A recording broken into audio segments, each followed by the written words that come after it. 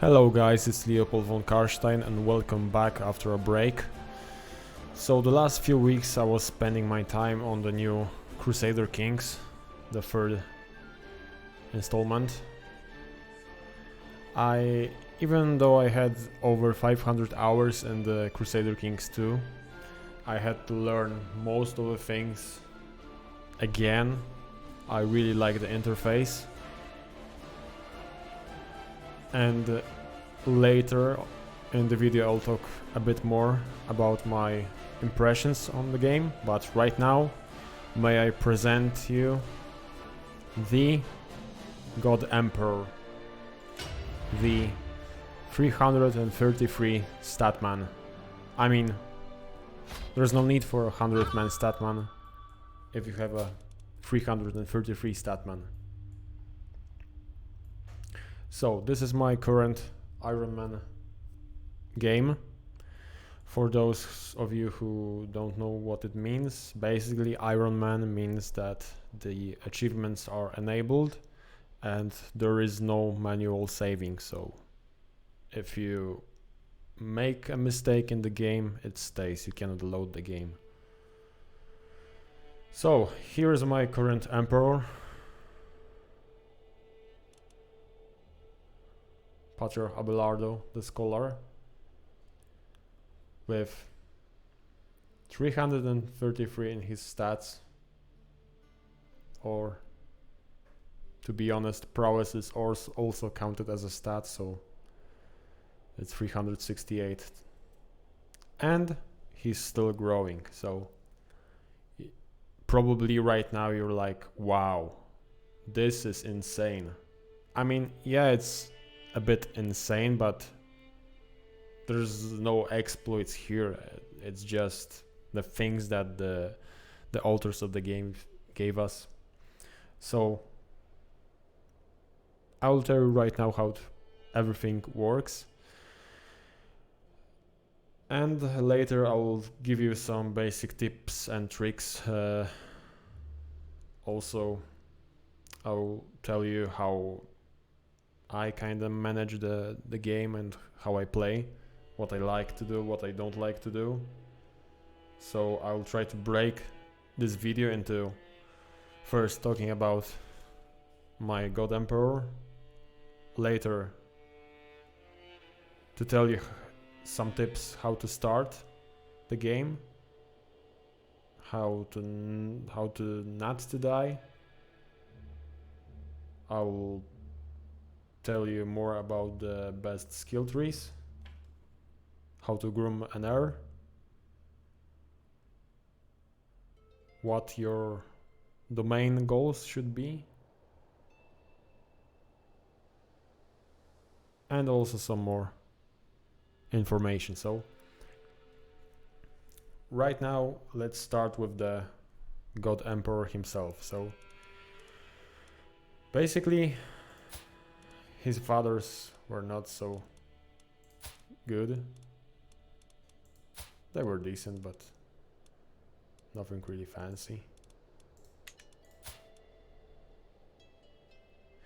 How it exactly works, how I got all those stats, so just a quick glimpse.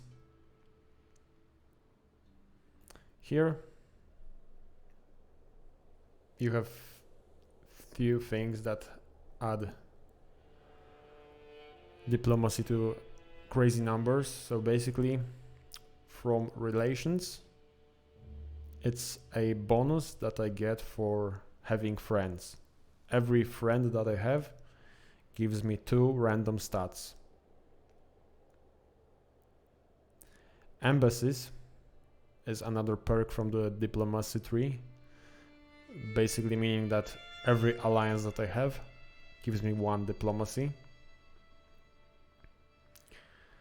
Learn on the job is another perk from the learning skill tree that gives me 20% of the counselor skill. And assistance from spouse, it's quite obvious. Martial, same thing. From friends, from council, and from domain. Stewardship, again, friends, council, spouse, domain. Intrigue, friends, perk from the inside, from the intrigue tree.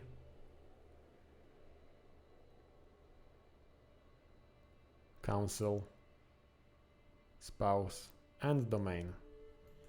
And learning, friends,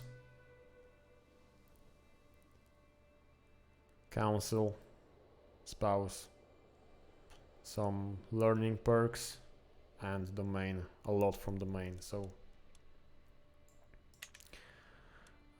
right now let me tell you something more about the lifestyles. So if you ask me what's the best lifestyle in general, I would say, first of all,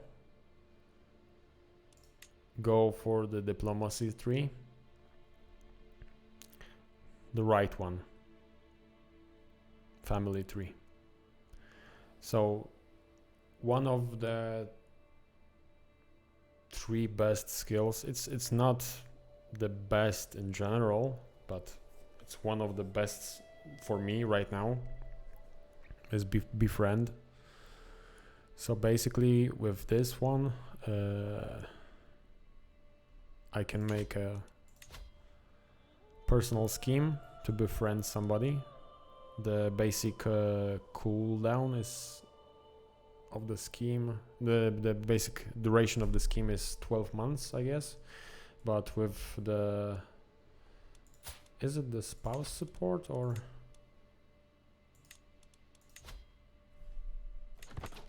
No. So basically the higher your diplomacy is, the quicker you can scheme.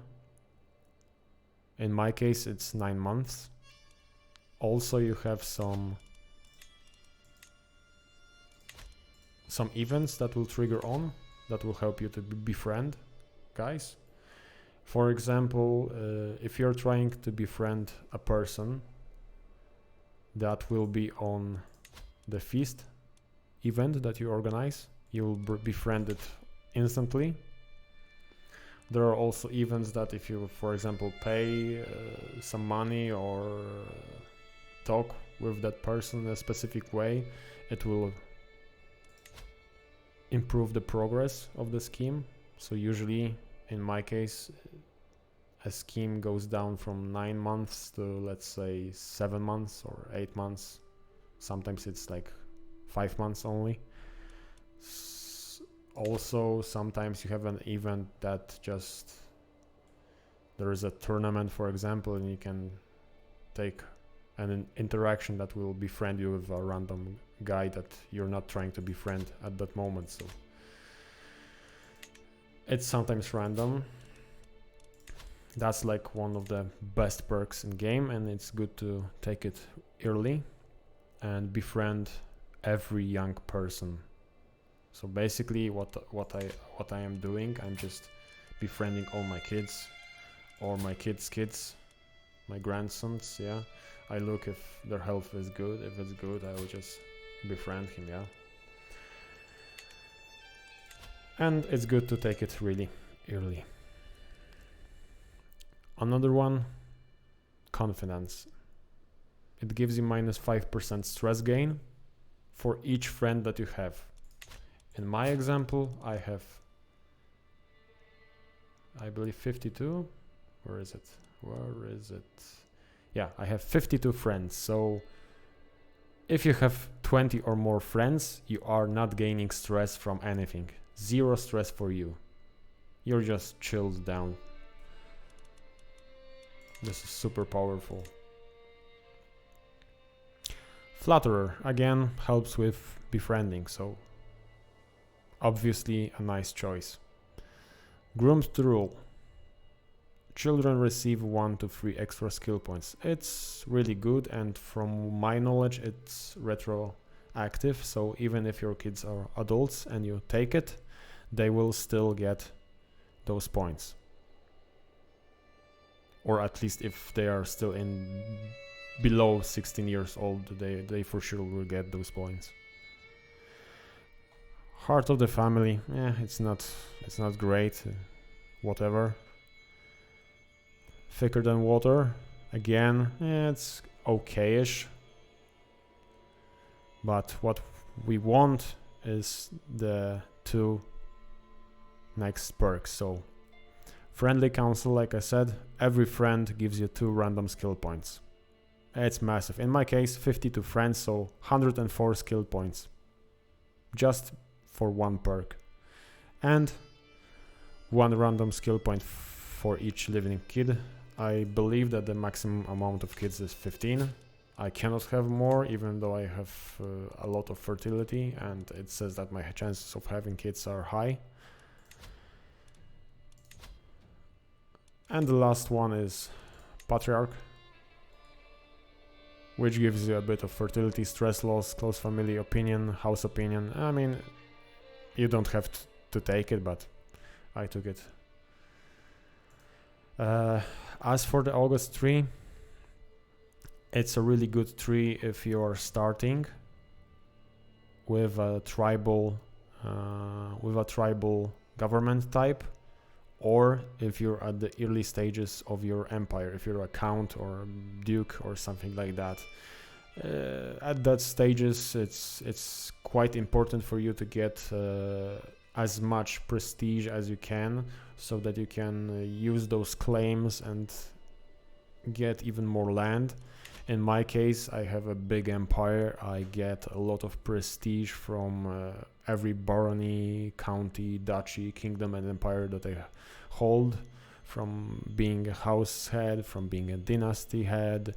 And obviously I don't have to conquer anything at that stage if I don't want to. I mean, my vassals would conquer for me, so it's not that important to have prestige at that point. So at the beginning of the game, very good to take indeed. Also, commission epic decision, a very good event. Early in the game you can get a lot of free skill points or money for some from some other decisions, so really good.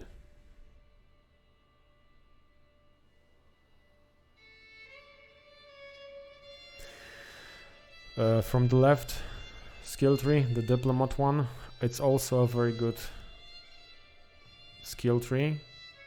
So in my opinion, diplomacy is the strongest lifestyle by far. This one, yeah, okay. This one, it's also nice because you can propose alliance without marriage, so it's quite important.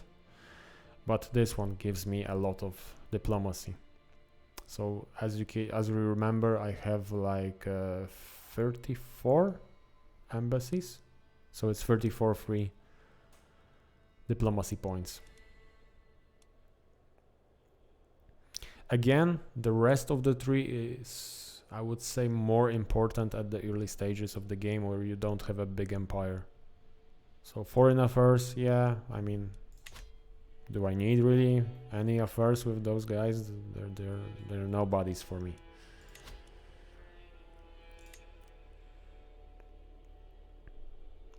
This one is really good, again at the early stages. Same with those. So Marshal, again, I don't really fight a lot with my ruler. I have a rule that I'm trying not to get myself killed, and being on the field is always a chance. There's always a chance that you will die, so I don't really take anything from here. I remember that at the early stages, especially if you're a tribal, I was taking the overseer and gallant tree. Also sometimes strategies. So basically the martial tree is really good for tribal because you get more levies. The more levies you have, the more land you can conquer. So it's quite useful. For example, as a tribal, you don't really need stewardship because first of all, tribal buildings give you Not really that much money. You don't need money because you spend mostly prestige for buildings and you gain levies for them, not income really. So the thing about the tribal government is that you want actually to build a big fortune, a big war chest. You don't want to spend it on the buildings, especially that if you convert from tribal to feudal, most of the buildings will get destroyed. In Crusader Kings 2 they were just converted, but in Crusader Kings 3 they are just destroyed, so it's a waste to even bother with them. So don't take it. Later, if you're an emperor of a feudal government, the architect middle tree is really good. I highly recommend always. I mean, in my case, I don't need money, yeah, but at the early stages, and if you ever need money, golden obligations is like the best perk in the game by far. To be honest, this perk shouldn't be here. It should be somewhere around here. You just want this perk from the whole stewardship tree. Why? Basically, there's a good combination here. You can fabricate hooks, and if you are finding secrets, you also can fabricate hooks. So if you put your spy master on find secrets in your kingdom or in a neighbor kingdom with a lot of vassals, for every hook that you find you get a lot of cash. And also what's good about golden obligations, it increases the cash that you receive for every prisoner that you ransom from your prison. So for example, it's like, I think, yeah, 50 for quite an important character, 100 for a duke, 200 for a king, something like that. With golden obligations, I was getting like 200, 300, 400 for every character. Another thing with the hooks, you can demand payment. So for example, at the beginning, if I remember correctly, I was getting like 125 or 100 gold from demand payment. With the golden obligations it was like 300, 400, so you get a lot of cash with that. At the early stages of the game, if I remember correctly, when I had like when I swapped from tribal to feudal, I had maybe 3000 cash, and with golden obligations I had like 70 something characters to imprison. So I imprisoned them all, and in like 1 year I released every one of them, and I got like 20,000 cash, like some crazy amounts of cash. So yeah, it's really worth it.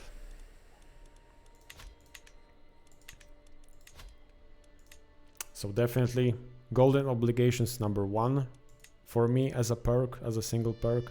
Befriend is number 2, and learn on the job is definitely number 3.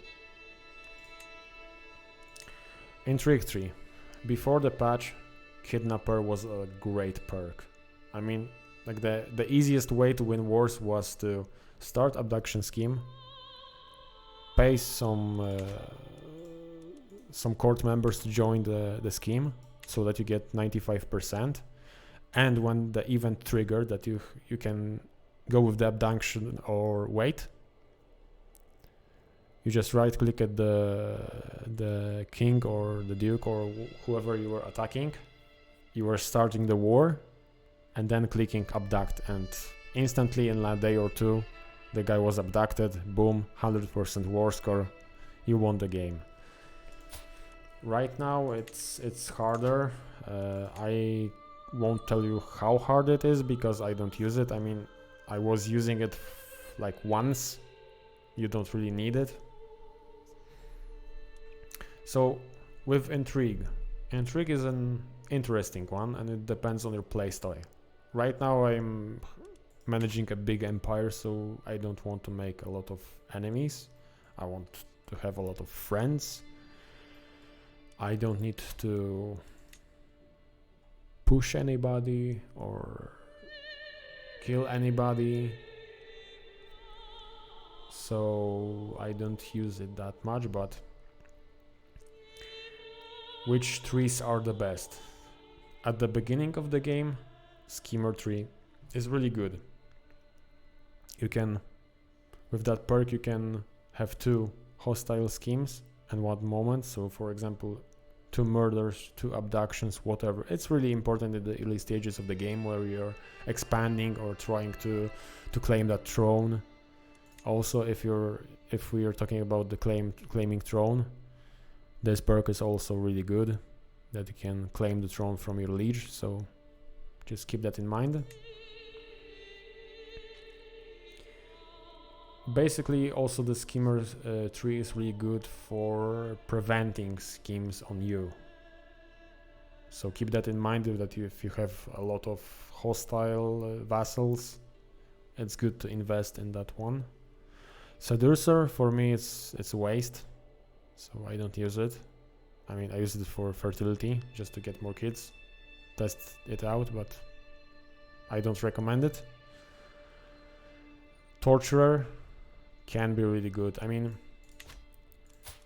Dread is probably the single most important mechanic in the game and the strongest one. It's not talked enough about it, but it is just game breaking. I mean, with high Dread, no vassal will try to murder you. They won't join any rebellions or factions. It's just so powerful. I mean, look at that. Throughout the whole gameplay, I had maybe 1 murder attempt on me, like recently, because I was not holding the Dread high enough. I had it like somewhere between 30 or 40. But if you are keeping it up, everyone is terrified of you. You can make alliances easier this way. You can keep your vassals in check this way. It's super powerful. It's too powerful, in my opinion. So getting into the torture tree, it's also really nice. With the dark insights, you can get up to 5 intrigue and prowess. Divine retribution helps you with torturing without losing piety, and also torturing can give you secrets, which you can sell with golden obligations or use it, so that's very good. Dreadful increases your dread. The rest can also be quite good. It's really, you know, it's hard to say that this skill tree is very good or this one is bad. They are all situational. So for example, like I said, this one, always. This part, always. This part, I mean, yeah, this one could be okay, but situational. This one, always. This one, most of the time. So let's go to the learning skill tree. This one is probably the second most important skill tree in the game. But it's also situational. So Scholar is very good always. Additional skill trees for your wards, and they become your friends, can become your friends. So 3 friends, hooray, 3 skill points for me. Scientific increases your cultural progress. I would show you how it works, but I have all the innovations that I can, and I had them I unlocked the last one in 1127, I guess, and I cannot go into late medieval era until 12,000, so yeah, I just have to wait for 80 years doing no research.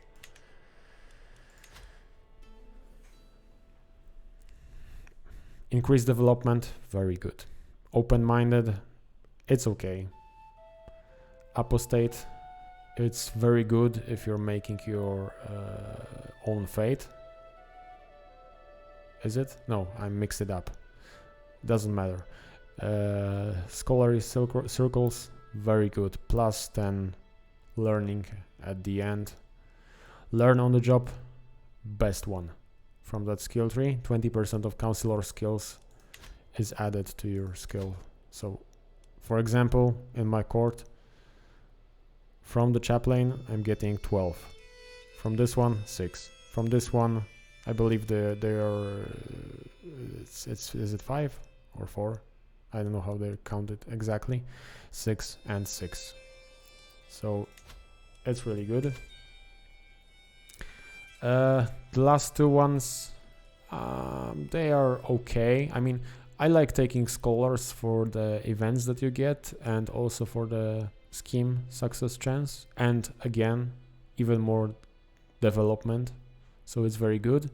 This one is also quite useful. The right theologian one, situational. I only took it to create my own faith. I mean, to actually, in my case, I took it twice. When I was trying to reform the Slavic faith, I needed a lot of piety, so I took it. And later, after I formed my own faith, I formed the Kingdom of Poland, I formed the Wendish Empire, I created the Slavia, I went for Rome, I wanted to destroy papacy and Christianity, so I went there. After that I switched to Italian faith to create Roman Empire, and I took the Orthodoxy religion, Christian religion branch, and then I had again to take the theologian skill tree just to gain enough piety for the for creating my own religion. I think I needed 11,000 with the bonuses from the skill tree. So this bonus minus 50% to creation and reformation costs. So here we have a lot of useful stuff just for piling that piety. So for example, I'm getting like not even 16 right now. With the theologian, I was getting like 40. And whole of the body, it's, I mean, I want to rate it as a good skill tree, but it's again situational. I mean, you get it for a few reasons. For example, at the beginning, I was going for know myself, because you get a message exactly 1 year before you die that you will die. So when I was still tribal, you have problems with inheritance. All of your kids are inheriting. So this gave me time to just kill some of them, imprison some of them, or inherit or disinherit some of them, just so that I could keep all of the territories with my main heir. Right now I have absolute crown authority and I can just choose one of my vassals, and as I have only one empire, the rest can get like some kingdoms that I don't care about, and in that case a duchy that I can just revoke later, so nothing major really. So I don't have to care about it that much. And the other thing that why you're going here is the healthy, which gives medium boost to health, and the whole of the body, which gives again another medium boost. So basically it helps you to stay alive a few more years, but again you are wasting a lot of perks to get there. So for example, you gain like try to understand me, you're gaining like let's say 8 years of life on average because of the bonuses from the skill tree, but you waste like 14 years to get there. So you live longer, but you're wasting your skills. So it really depends if you need to live with that ruler because he needs to do something important. For example, you need to live like 1, 2, or 3 years more just to create that empire, so all of the kingdoms that you have won't break after the succession randomly, and you don't have to then to fight with your brothers and sisters for other kingdoms to unite your territories again. Because what's important in Crusader Kings 3, if you have only one highest tier realm, so one duchy, one kingdom, or one barony, when your kids are inheriting it, it won't split. If you have like 5 kingdom titles and you don't have an empire title through inheritance, like each son will get one kingdom and your realm will be split apart and divided. I would have like 2 empire titles, one of them could go to the second son, and like my empire will split in half, let's say. So you need to look at it. So back to the 333 statman, how it works. So as you can see, I have a lot of alliances. Most of them are from my children, from my wives, from my family members. It helps a lot to get to that number.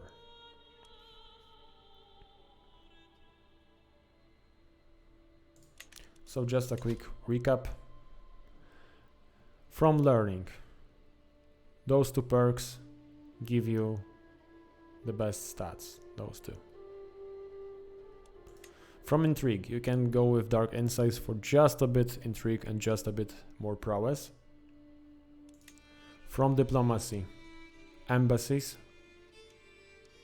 for +1 diplomacy for each alliance, and friendly council and sound foundations for even more, in that case, skills and skills. So those 2 are super overpowered if you're befriending everybody from the beginning of the game. I mean, I have like 52 friends, so it's over 100 skill points for 1 perk. It's overpowered.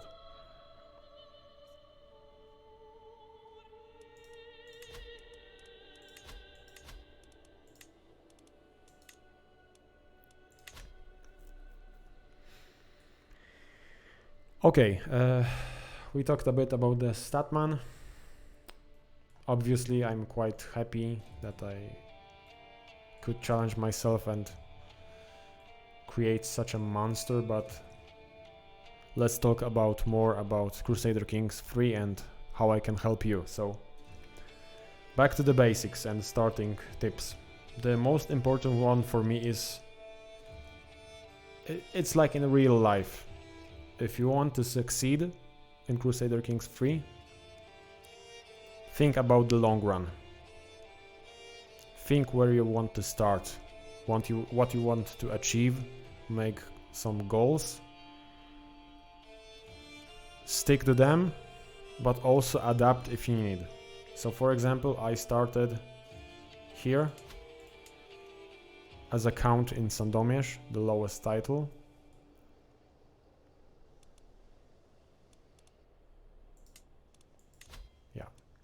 So I started here. Then, after a lot of bloody fights and almost losing the game, I created Lesser Poland. That was my main goal at the beginning, to get stronger really fast, because I knew that I wanted to stay with the Slavic faith. I didn't want to embrace Christianity, and Bohemia and Moravia, if I remember correctly, they are Christians. So like in 10 or 20 years, I was afraid that I will get crusaded or invaded by the Christian rulers. So I needed to make my kingdom as strong as possible in the fastest amount of time, in the shortest amount of time. So after uniting Lesser Poland, I went for the lesser kingdoms. After that, I attacked at an appropriate moment the Greater Poland. They had the biggest piece of land and army, but they were attacked by 2 or 3 other neighbors, so they were quite depleted. I won it. I made the Kingdom of Poland, and here some tips for you. First of all, what you need to know: when you are fighting wars, there's 2 easy ways to win them. First of all, if you don't want to get attacked by the AI, always remember to have your armies at max. So if you're fighting wars, try not to take too much casualties. If you have stronger enemy rulers that can attack you, try to make some alliances so that if the AI looks at you, they see a higher troop number that you really have. Yeah. So I mean, your ally could be on the other half of the earth, but if he gives you another 5,000 levies, the AI won't attack you because they will think, okay, he's quite strong. It's not good for me to attack. So remember that. I made that mistake that I went into a bloody war where I had like 300 troops left, and then like Moravia attacked me. Then I won with Moravia, but Bohemia attacked me, and I had like 8 or 10 year war where I was just, you know, using all my money, going debt to just to try to survive. So after creating Poland, I thought, okay, I need to unite. I want to unite the rest of the Polish territory. I want to unite as much Slavic friends into my domain, and in the end, I want to create the Wendish Empire, which is gone right now, but doesn't matter.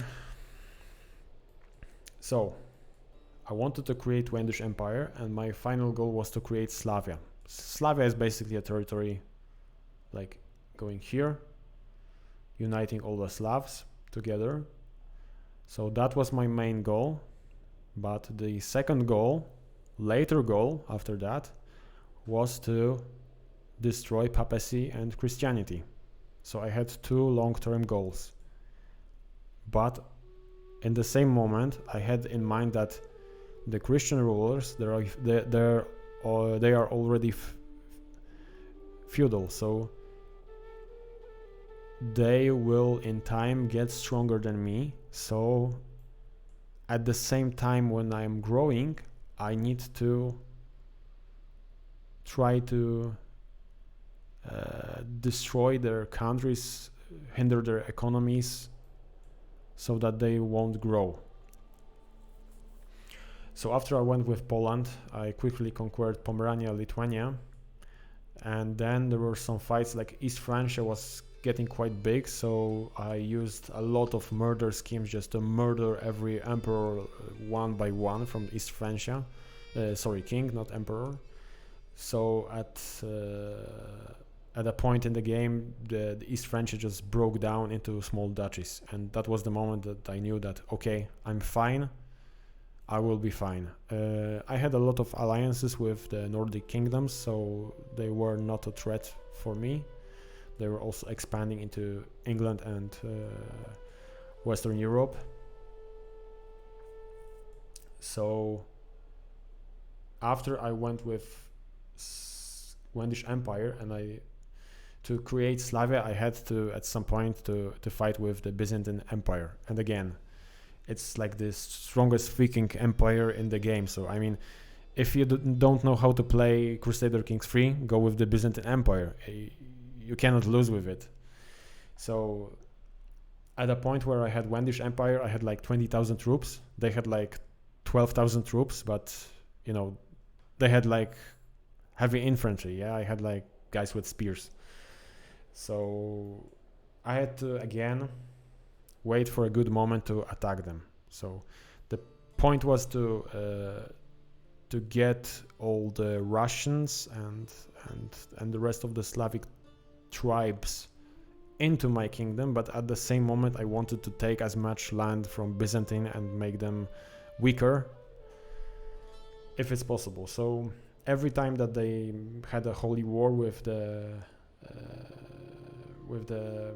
Arab kingdoms, I also attacked them, and I took a piece of land each time. So quickly, I just, in like 20 or 30 years, I just ate most of the Byzantine Empire.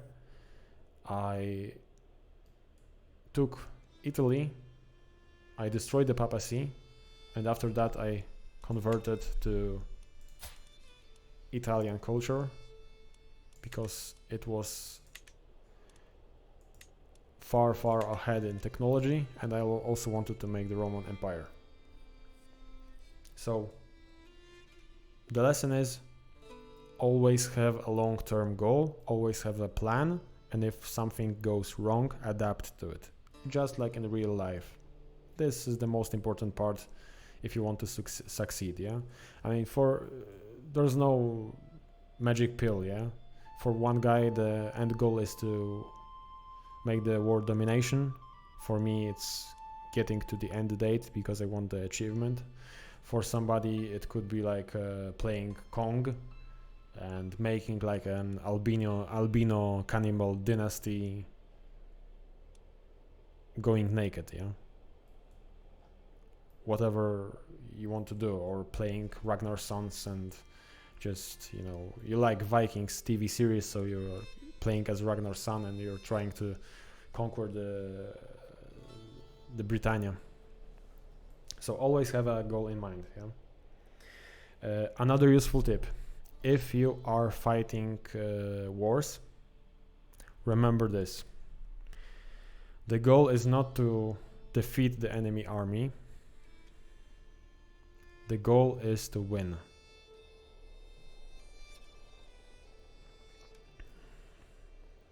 So as it was said in the Art of War, don't try to defeat the enemy army if you don't need it. You're losing your troops, and like I said, if you're losing your troops, the AI sees that you are weakened and they will attack you. So what is the easiest way to win the war? For example, if I would want to fight with those guys, with King Magan from Takrur, let's see, I want to declare war for, I don't know, whatever, let's say this piece of land, yes? I want to check where is he stationed. So he's clearly staying here in his probably capital.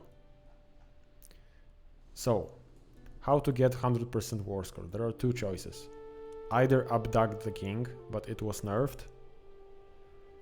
So again, try to abduct the king in other ways. If he's staying in the capital, go for the capital, take the capital, and there is a chance that you'll actually imprison the king. After you imprison the king, you'll get 100% war score. GG, you won the war without any losses. If, for example, the king is leading an army, just target that army, try to defeat it, and hopefully you'll also imprison the king. Again, GG, you won the war.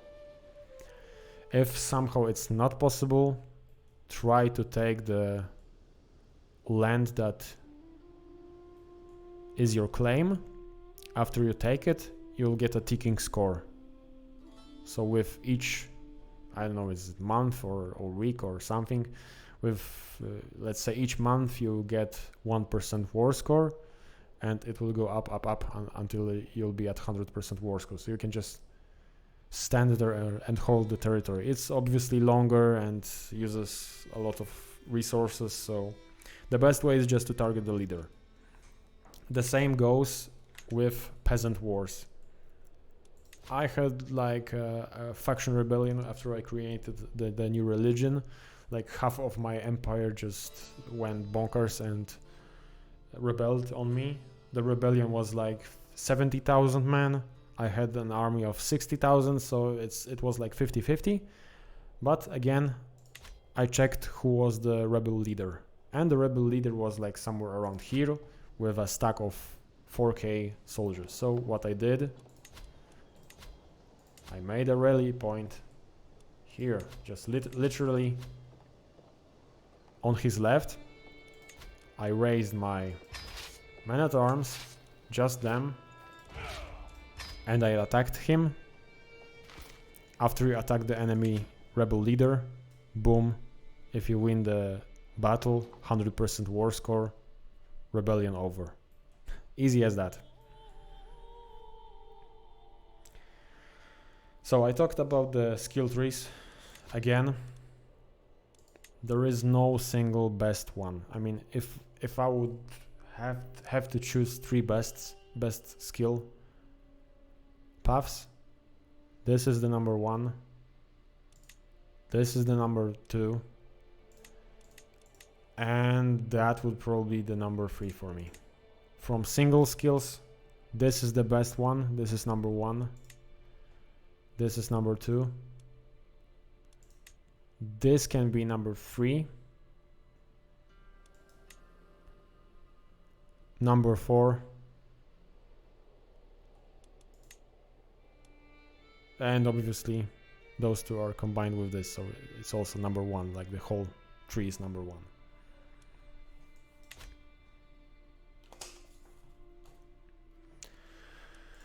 So now, how to groom an heir. You start the game, you're wondering, wow, you have a lot of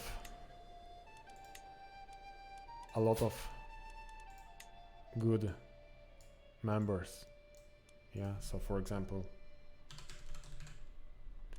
genius. I have a ton of geniuses. So if you're starting the game, what I like to do, you have your ruler.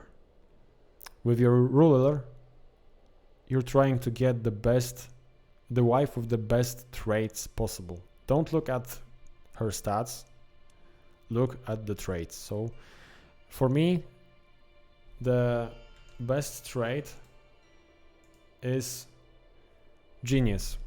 After that, Herculean Amazonian, because it gives health boost. After that, beautiful, because later you'll need all the three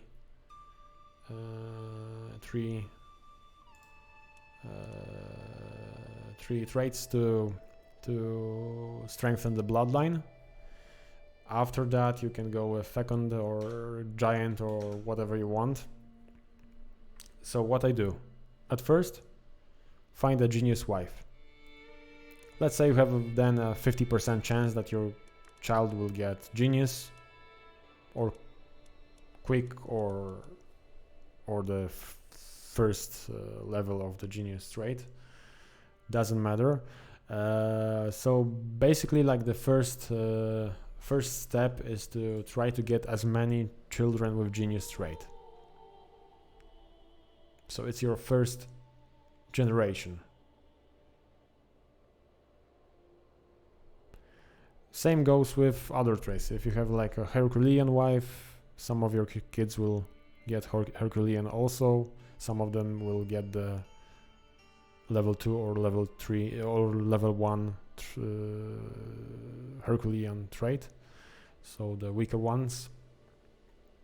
And the aim is for each generation to get one positive trait. Also at that stage, try to marry all your courtiers to geniuses, Herculeans, beautiful guys, fecund characters. Just at the beginning, everyone from your family and court needs to have a good wife or husband. Remember that. If, for example, you cannot get one, you can use the abduct scheme to get them into your prison, then release them, convert them, get them to your court at all costs. Seduce them if you have to. Okay, so again, with your first generation children, try to marry them to genius wives. So if you have a genius kid and a genius wife, there's like almost 100% chance that the kid will also be a genius. So what I like to do, I marry the geniuses from the first generation with other geniuses that are possible, just to have that genius pool in the second generation. But what I do, I take like 50% of those kids with genius trait and marry with genius wives, so that I can get 100% geniuses later, and 50% of the rest of the geniuses I marry with other traits. So for example, geniuses with Herculean guy, so that in the second generation I have a small chance that I will get a kid that has both genius and Herculean, or a lower trait from those. And it goes again with later stages. So for example, if you look, for me it's like 6th or 7th generation, or maybe 8th generation, depends on the kids. So look at that. That's the amount of geniuses. If I add Herculean, that's again the amount of dynasty members with both traits. Again, beautiful. That was the third one that I was combining. A bit less, but still a lot. And the fourth one that I was adding, and look at that. How many characters with that trait do I have? That's a lot. And stats of those kids. Usually they are all over 10. So it's really good. Of course, at some stage, like between 3rd and 4th generation, you will start marrying between your own family, because the most of the traits will be in your family. So you will get inbreds, but oh well. Yeah, so I even have a few kids with both traits. That's crazy. With 5 good traits. Yeah, so that's how breeding works. Also for breeding, it's good to take the legacy, the kin legacy. This one.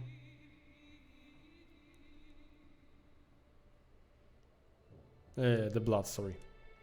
So from kin, this one is quite important for education, but the first perks you want to go into blood. So there is a higher chance of gaining positive traits, and also a higher chance of gaining new positive traits. Again, higher chance of gaining better positive traits, and here is again for those 3rd or 4th generation kids, when where you are marrying between your dynasty, lowering the chance for bad effects. The 4th and 5th one, it's not really that important, so you don't have to take those two, but those 3, they are super important. Okay, so we went over the traits, the perks, and the dynasty, which helps to achieve such high numbers. Right now, the last step, the domain. So, what domain do you want to hold? The answer is not as simple. It depends, to be honest.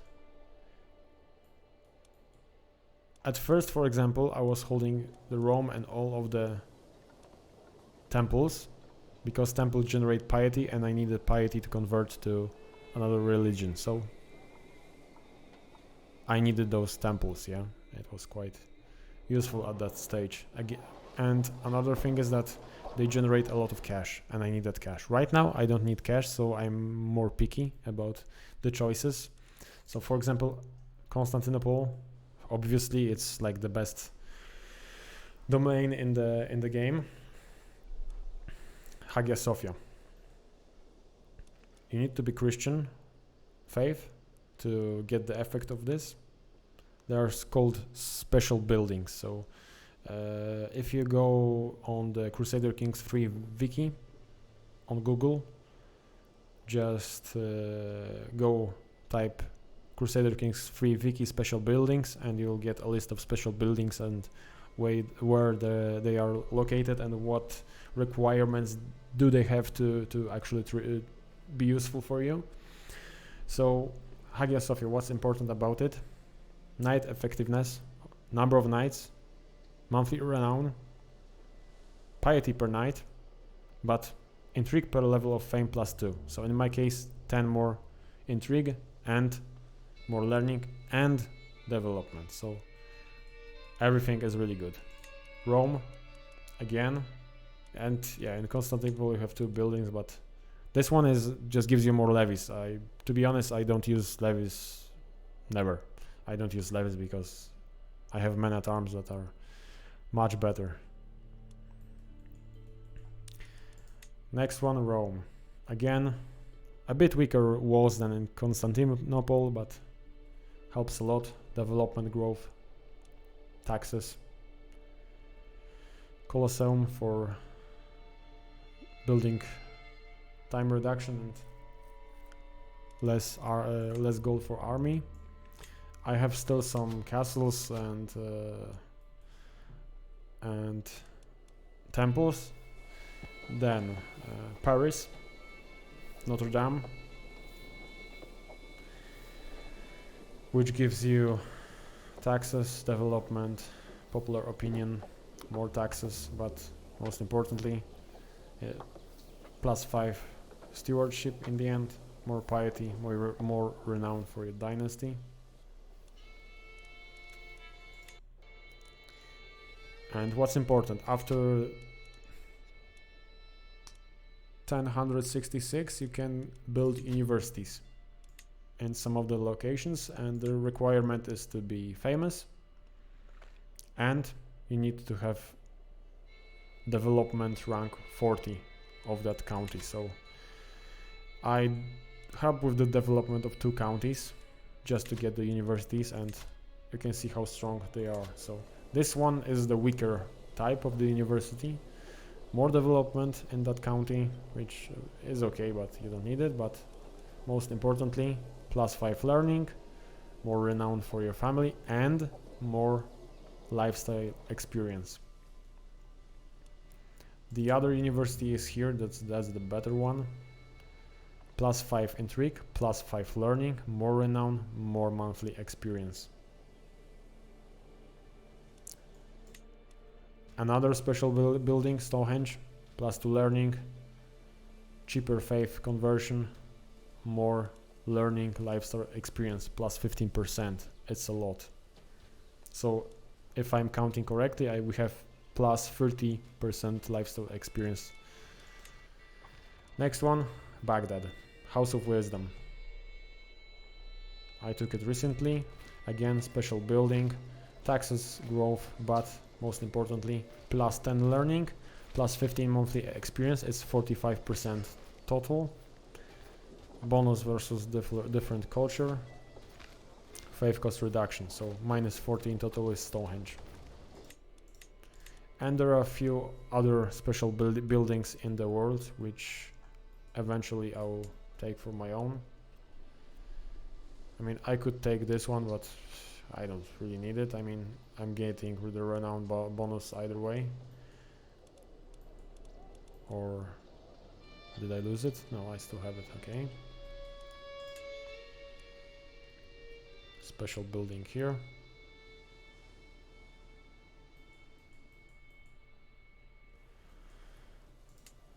And special building here. So it's all quite useful to get those additional stats. I believe I get like +30 stats just from those buildings. So it's really important to know which domains hold personally.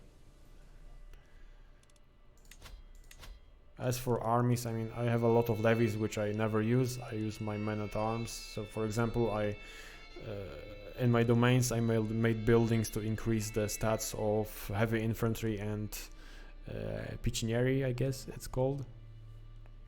So look at their stats. It's crazy.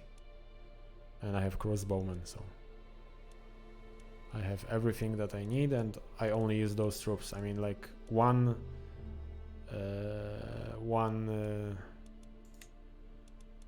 regiment of those, it's 1200. It can easily kill 6,000 or 7,000 men-at-arms plus levies from another countries. So the fights are really easy. So to conclude this video, I hope that you have your awesome gameplays. The most important thing is, like I said before, take the appropriate route for your goal, and first of all create your own goals.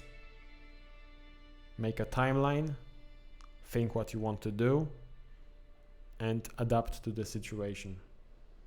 There is no one best tactic for everything. It depends where you play, how you play, what you want to do. Write down your goals and adapt to fulfill them. So, thank you very much for watching this video. If you liked it, like, subscribe and comment. It will help me a lot. And if you want to know something more about Crusader Kings 3, just leave a comment below. Cheers!